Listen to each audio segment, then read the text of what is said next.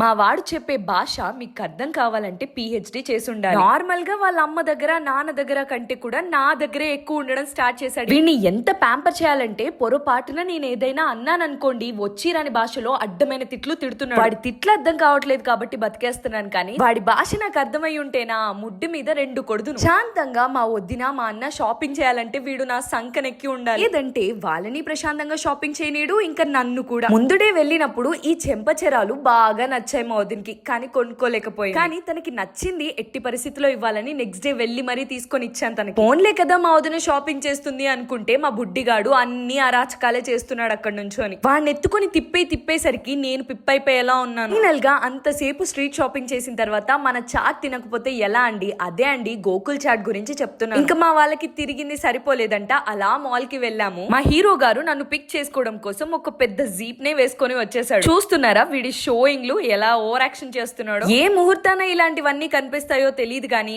ఒక్కసారి కనిపించిన తర్వాత దిగనంటే దిగనని మారం చేస్తూనే ఉంటాడు. వాడికి ఎంత నచ్చ చెప్పినా లాస్ట్ కి వాడు అనుకున్న దానికే మనం అగ్రీ చేయాలి తప్ప మనం అనుకున్న దానికి అస్సలు అగ్రీ అవ్వడు. ఇప్పుడు అక్కడ ఉన్న కార్లన్నీ ట్రై చేస్తాడంట. See you in the next vlog guys.